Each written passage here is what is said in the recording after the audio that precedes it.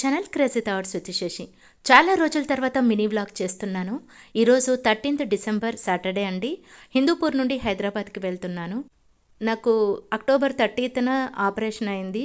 ఇంకా కొద్దిగా రికవర్ అవ్వడానికి చాలా టైం పడుతుంది. నా ఫేస్లో అంతా కూడా చాలా చేంజెస్ వచ్చింది. ఈ ఆపరేషన్ వల్ల హెయిర్ లాస్ చాలా అయింది. నాకు 46 days అయింది నాకు ఆపరేషన్ అయ్యి. ఇంకా నేను కోలుకోవడానికి చాలా టైం పడుతుంది. ఇంట్లో ఉంటే ఏదో బాధపడుతూ ఉంటాను, ఎందుకు ఇలా జరిగింది, నాకు సర్జరీ అయింది అని నేను చాలా హర్ట్ అవుతూ చాలా బాధపడుతుంటాను. ఇలా బయటకు వస్తే కొద్దిగా మైండ్ రిలాక్స్ అవుతుందని హైదరాబాద్ ట్రిప్ నేనే ప్లాన్ చేశాను. యలహంక టు కాచిగూడ ట్రైన్కి మేము రిజర్వేషన్ చేయించాము. హిందూపురంలో శనివారం సాయంత్రం 5:30 ట్రైన్ వచ్చింది. సాటర్డే ట్రైన్ ఎక్కాక మేము సండే ఎర్లీ మార్నింగ్ 5:20కి వచ్చేసాము.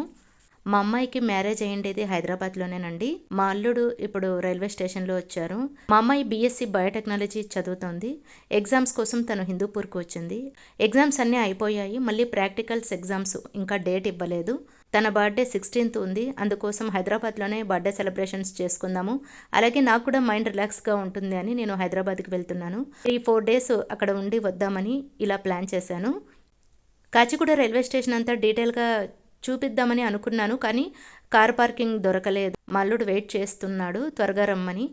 త్వరగా కార్ ఎక్కేస్తున్నాము. ఇక్కడ చూస్తున్నారు కదా, కాచిగూడ రైల్వే స్టేషన్ అండి. చాలాసార్లు నేను హైదరాబాద్కి వచ్చాను. చాలామంది ఈ వీడియో చూస్తున్నారు కానీ సబ్స్క్రైబ్ చేయడం లేదండి.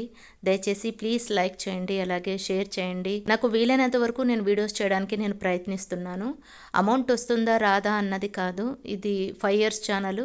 దీన్ని నిలబెట్టుకోవాలనే నా ప్రయత్నం అంతా కూడా. మీ సపోర్ట్ ఉంటే ఇంకా నా ఛానల్ గ్రోత్ అవుతుంది. దయచేసి ప్లీజ్ అర్థం చేసుకోండి. కింద కమెంట్స్లో హైప్ అనే ఆప్షన్ ఉంటుంది.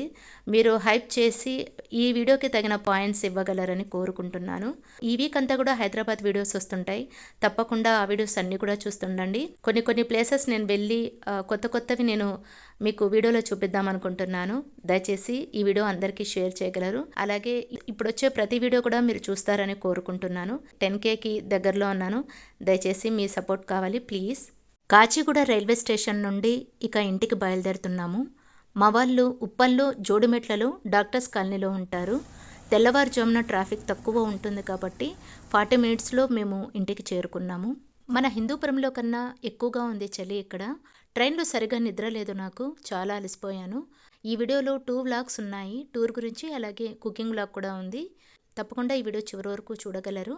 ఇంట్లోకి వెళ్ళగానే ఫస్ట్ స్నానం చేసి కిచెన్లోకి వెళ్ళిపోయాను. వేడివేడి కాఫీ త్రాగి ఇంకా టిఫిన్కి అన్నీ కూడా ఇంగ్రీడియంట్స్ అన్నీ కూడా చూస్తూ ఉన్నాను. చపాతీ ఇంకా దొండకాయ కర్రీ చేశాను. మా అమ్మాయి పచ్చి కొబ్బరి చట్నీ చేసింది.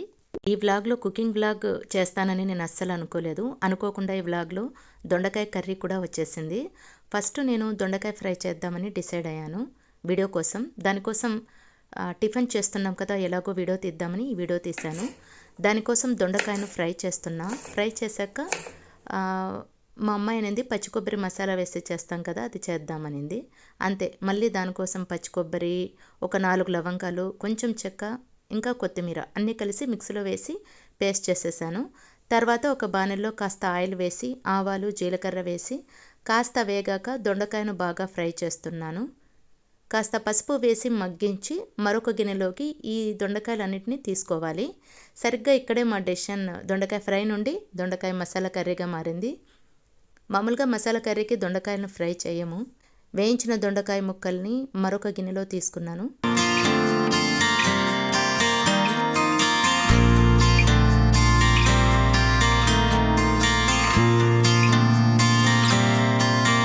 అదే ప్యాన్లో కాస్త ఆయిల్ వేసి పచ్చి కొబ్బరి మసాలా పేస్ట్ అంతా వేసి పచ్చివాసన పోయే వరకు బాగా వేయించాలి.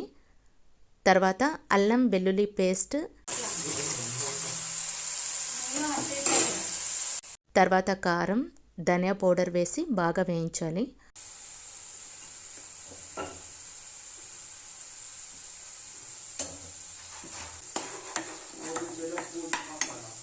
మరొక వైపు చూస్తున్నారు కదా, చపాతీ చేసేస్తున్నాము.